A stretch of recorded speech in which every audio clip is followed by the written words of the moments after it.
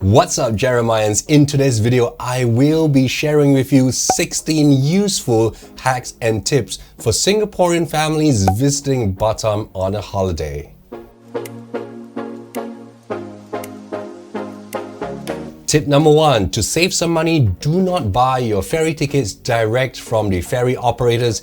In fact, if you were to approach travel agencies or look for online sources such as Lazada through their app, you can actually get ferry tickets discount of up to $10 per ticket. And if you are a family, you have 4, 5 or 6 of you, like for myself, my family has 6 people, you can save up to $60 on a single ferry ticket. And if you're talking about both ways, you can save more than $100 on your ferry tickets. Tip number 2 is do not change your Indonesian rupiah only when you arrive in Batam, Indonesia. What you want to do is change it in Singapore, because in Singapore, you are more likely to get a better rate from your regular money changer. And the one that I go to, which gives me the best rate, is actually located in Change Alley. But if you're not changing huge amount of money, like a couple of $1,000s, it is not worth the trip down to Change Alley to change your Indonesian rupiah, and you would do just fine changing from your regular money changer in your neighborhood. And almost always, certainly, you are likely to get a better rate than changing it in Batam. That is because in Batam, most of the money changer that's located in the city center, they know that you are held hostage. You haven't changed your money. So therefore, they can get away with charging you with a less favorable exchange rate when you try to change from them. The other advantage of changing your Indonesian rupiah in Singapore is that you're almost guaranteed that your currency is the real thing and it is not a counterfeit. So if you are changing from dubious sources in Batam, there is always a likelihood, although a small likelihood, there is always a likelihood that it may just turn out to be a counterfeit currency.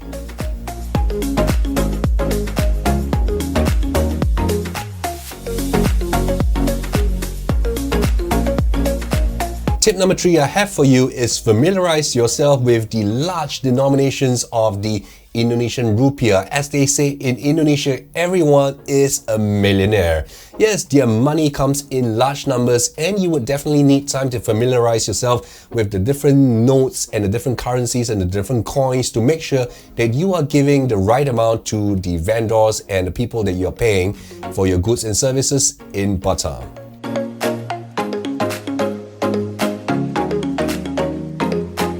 Tip number 4 I have for you has got to do with getting to your ferry terminal. So avoid the crowded peak periods of timing where people are rushing to work, and it's really quite difficult to get a Grab or a taxi to the Tanah Merah ferry terminal or the Harbourfront terminal, especially more so the Tanah Merah ferry terminal, because it is located at a more secluded place, and most taxi drivers or Grab drivers just do not want to accept rides going to the Tanah Merah ferry terminal, because it would almost certainly mean that they will have to leave the terminal with an empty car and thereby wasting their petrol and their time. During the peak periods, you are almost certainly be more likely to get a ride to the Harbourfront terminal rather than the Tanah Merah ferry terminal. And during the morning and evening peak hours, the ferry rides will always certainly be crowded, because there are quite a number of Singapore citizens who are taking a daily commute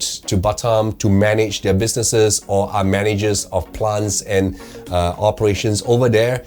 And you really want to avoid those peak periods if you want a more comfortable and enjoyable ferry trip to Batam. Tip number 5 I have for you is be there early to be right at the front of the queue when you're getting up your ferry. That is because almost every ferry ride I've taken to Batam has been free seating, which means that if you want the best seats in the house, you want to make sure that you get there early and chop your best seats. And the best seats in the ferry is somewhere nearer to the back of the ferry. That is where you have less of that up-down jostling from the waves. It is not a good idea to sit way up front, if you get seasick often, because that is the part of the boat or the ferry that moves the most. Tip number 6 is something not a lot of people talk about because it has bits of shady elements in it.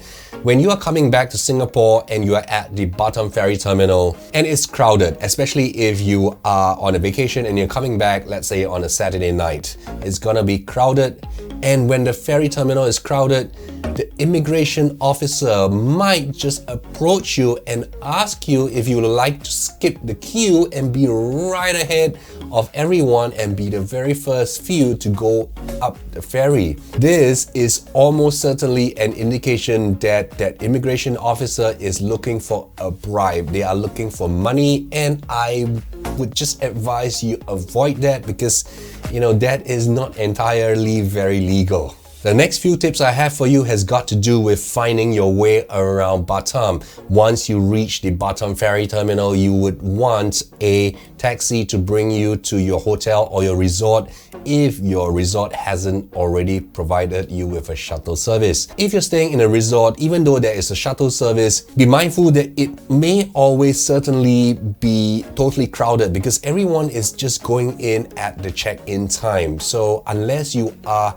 going there earlier and not checking in at the same time as the rest of the people who are going there, you are most likely going to be crammed into a very full shuttle bus and it is not comfortable at all. So here comes my tip number 7, and that is a taxi ride from the ferry terminal to almost anywhere within Batam Island shouldn't cost you more than 150,000 Indonesian rupiah, which is about 15 Singapore dollars.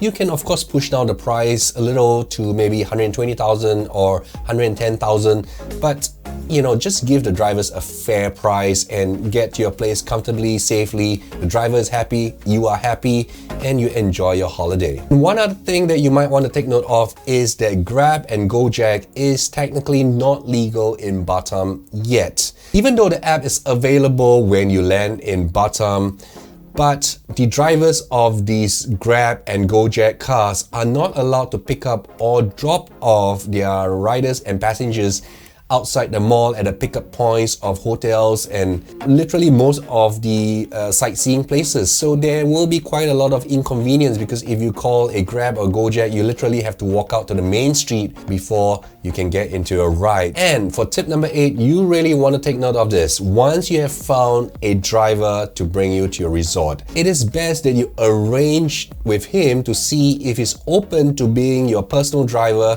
for the duration of your trip. That is because it is much cheaper if you engage them as a personal driver for the rest of the day. You have to understand that on Batam Island, the supply of cars and drivers simply outstrips the demand from passengers. So you can actually arrange with the driver to see if he's open to being your personal driver for between 500,000 to 600,000 Indonesian rupiah, and this would pretty much cover you from roughly about 11:30, 12 p.m. lunchtime till about dinner time. And this is really worth it because during this period of time, you can literally ask him to take you anywhere along the island because you have paid for his time and you have paid for his services. And when you calculate the prices between taking single trips, this is actually works out to be cheaper. In addition, you don't have the inconvenience of having to hunt for a ride after you finish with your lunch or finish with your sightseeing, because the driver will be out there waiting for you and he would be able to bring you to less touristy places to see the real parts of Batam.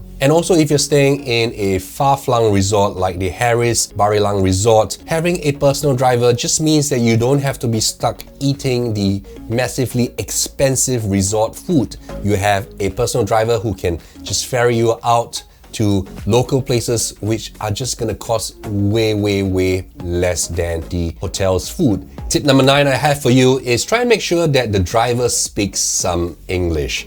There are a lot of drivers out there and they are very willing to pick up English in order to have the competitive edge in their business. So there is really no reason for you to settle for a driver who doesn't speak English. And if you don't speak Bahasa Indonesia, that is because you are gonna end up just miscommunicating and there may be misunderstanding. It's just not gonna be as smooth as if you have a driver who understands you in simple English.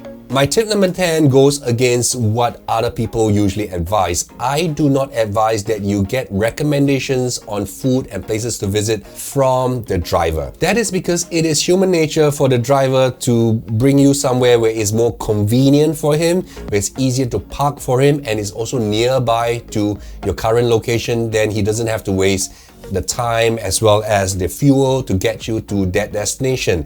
He is also more likely to bring you to a place where he has connections and he can get a commission for the things you buy rather than truly recommending it based on your best interest. Tip number 11 I have is very, very relevant to Singaporeans. You know, the thing about Singaporeans is most of them, when they travel, they don't go out of the beaten path. They pretty much just head for the nearest air-conditioned shopping malls. I would advise that you do more than that. You really want to see Batam in its native, glorious condition. And you want to make sure that you stop by the roadside, have a coconut juice. A coconut juice is pretty safe because it's all enclosed and they open it up right in front of you and you can drink beautiful coconut juice, beautiful sugarcane juice. And you also want to visit factories where they produce local snacks. That is what Batam is famous for. And you also want to visit farms. There are quite a number of farms in Batam. And you know, I have visited these farms and the owners are really very friendly and are very happy that I'm there. Even I don't buy anything, they're happy to just meet me and talk with me and let me take photos around of their places. So if you're not doing things like that, you really are missing out on a truly enriching experience of your holiday.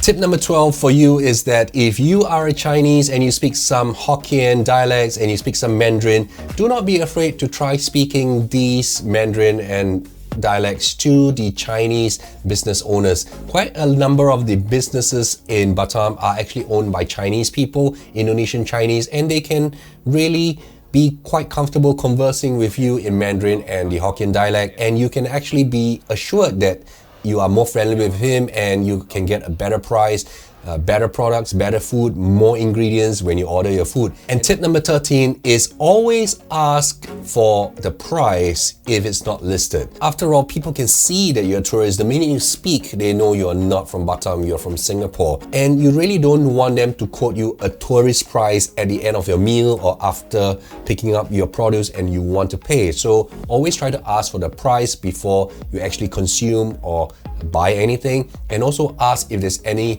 taxes that might be added, because at some places that you eat in, there will be taxes and further charges that will be added. You don't want to be surprised with your inflated bill at the end of your meal.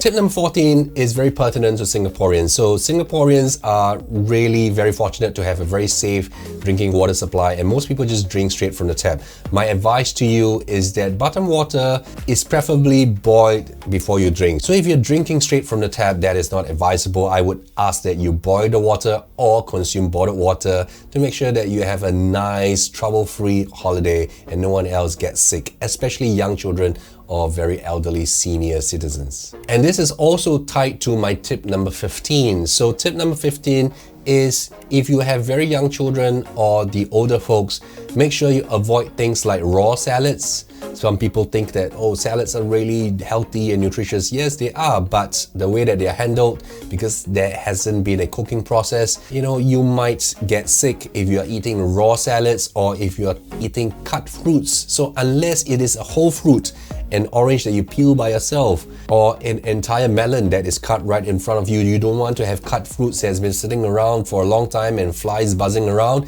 You really want to be safe in that manner. Also, if you're eating things like shellfish, if you're having your char kway teow and you want your raw cockles, I would advise that you try not to do that. At least make sure they do a bit of cooking of the cockles, the shellfish. And tip number 16 I have for you is when you go to a place like Batam, their strategic advantage for neighboring countries to visit them is that they have a much lower cost of labor. So when you go there, you want to make sure you take advantage of services which takes into account the lower cost of labor. So things like your haircut, your massages, your facial, where a lot of labor is involved, you are more likely going to get value from that. And when you eat, try to eat local produce where there isn't an additional cost of importing it from somewhere else. I find it quite ironical when Singaporeans travel to a place like Batam and all they eat are like imported stuff, imported food, like their fancy steaks, you really want to be trying the local stuff where there is an advantage of the cost. I hope you enjoyed the 16 hacks, tips and tricks and find it useful in your next holiday,